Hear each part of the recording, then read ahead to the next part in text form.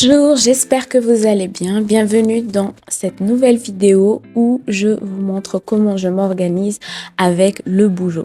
Un de ces quatre, je vous ferai une vidéo de comment j'ai découvert cette méthode d'organisation.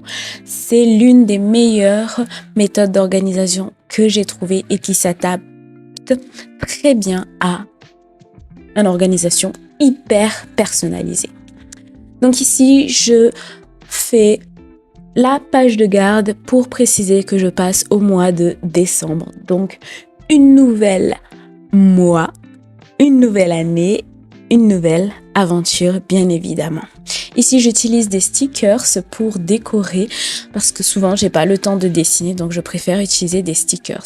Ensuite vient la page de Monthly Log. C'est la page où je mets le mois de décembre en organisation au mois pour voir dans l'ensemble combien de jours il y a, les projets perso, pro, pour équilibrer, pour pas trop être dans le travail ni trop délaisser le côté personnel.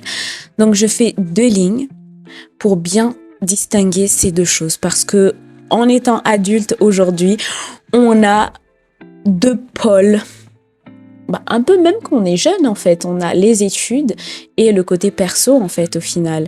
Donc le côté perso et le côté pro. Ensuite, je mets une page où je mets normalement mes objectifs. Souvent, elle est remplie, souvent non, parce que j'arrive pas forcément à maintenir mes objectifs. J'y travaille encore et mes objectifs sont pas toujours clairs. Il faudrait que je consacre une page où je mets les objectifs, etc., etc. et toujours une petite note en dessous.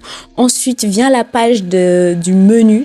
En fait, c'est une page que je mets pour soit noter les idées de bouffe, parce que j'ai pas le temps de réfléchir à ma bouffe tous les jours. J'ai d'autres choses à penser et pour me faciliter, je note toutes mes idées, mes envies ici avec la date, les jours et il est organisé en mois aussi, ce qui me permet d'alléger mes prises de décision. Qu'est-ce qu'on va manger aujourd'hui? Qu'est-ce qu'on va manger ce soir?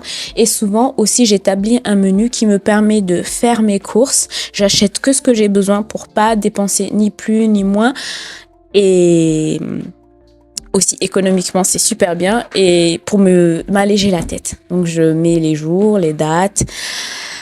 Et je note normalement dans les petits carreaux le menu. Oui, je trouve que économiquement c'est plus facile, je gère mieux, je mange plus équilibré et je stresse pas. Voilà.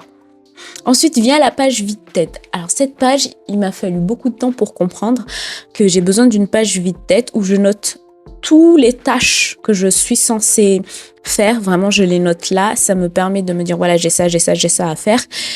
Au début, je le mettais par jour, mais je me rendais compte que par jour, c'est souvent difficile parce que j'arrive pas forcément à faire mes to-do list dans la journée. Donc, je reporte. Mais c'est surtout pour vraiment me vider la tête et pour me concentrer sur les choses que j'ai à faire dans une journée, par exemple. Par exemple, j'ai ça. Parce qu'en fait, dans la journée, souvent, j'ai des tâches qui se rajoutent à mes tâches objectifs de la journée et d'autres petites tâches qui viennent se greffer. Et pour pas oublier que j'ai ça, donc j'ai une page que j'appelle une page vide-tête. Ensuite vient le suivi des dépenses. Cette page, j'ai du mal à l'utiliser parce que je ne l'utilise pas souvent et quand je fais des achats, je fais pas vraiment beaucoup d'achats. Je fais des achats plutôt, j'appelle ça des achats professionnels ou des achats d'investissement où par exemple j'achète des livres de couture pour mes projets couture. Et aussi quand je teste des produits pour me dire est-ce que ces produits en valent la peine, est-ce que je vais aimer, je vais pas aimer, est-ce que j'ai envie de les diffuser ou pas. Donc voilà, ou de les partager aussi, de faire une vidéo là-dessus pour en parler. Donc cette page, aujourd'hui, elle est pas souvent remplie, j'hésite même à la supprimer.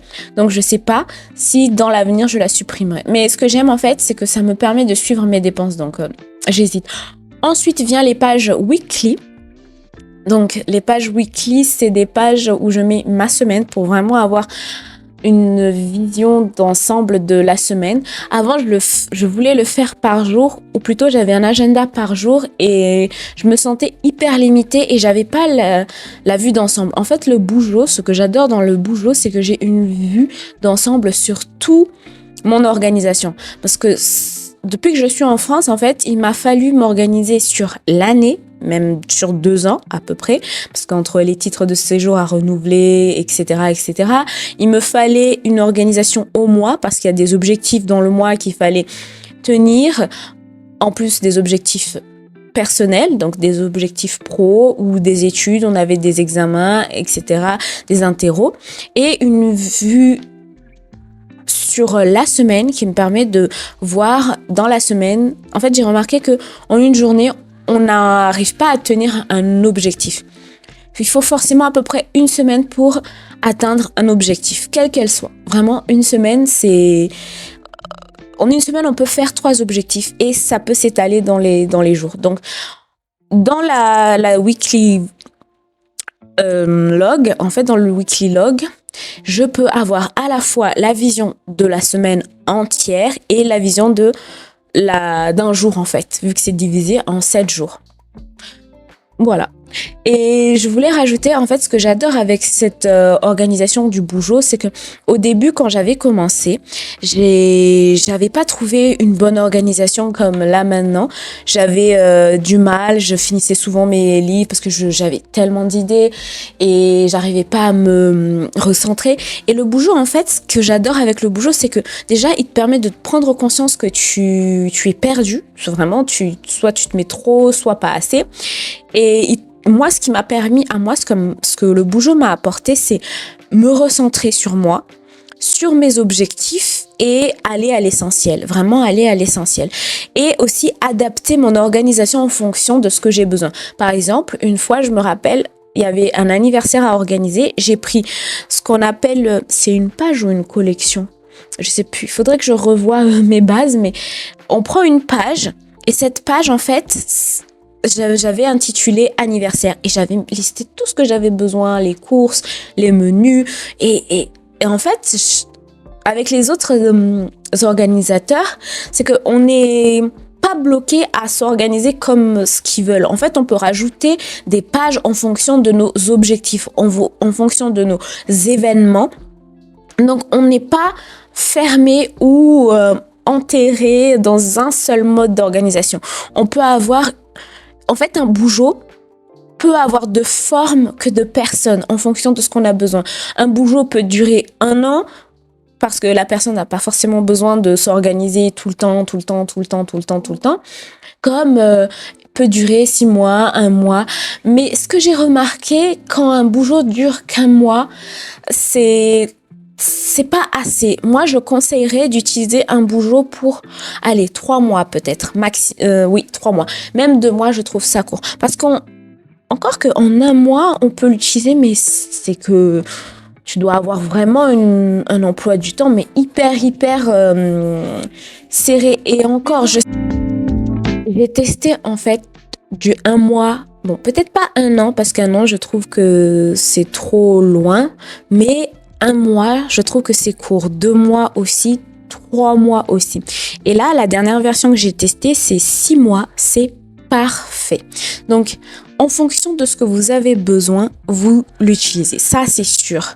Mais faites attention de ne pas aussi tomber dans, je sais pas si je peux appeler ça l'excès inverse, de pas perdre trop votre temps sur l'organisation, parce que on peut organiser, on peut faire un plan, mais il va falloir passer à l'action.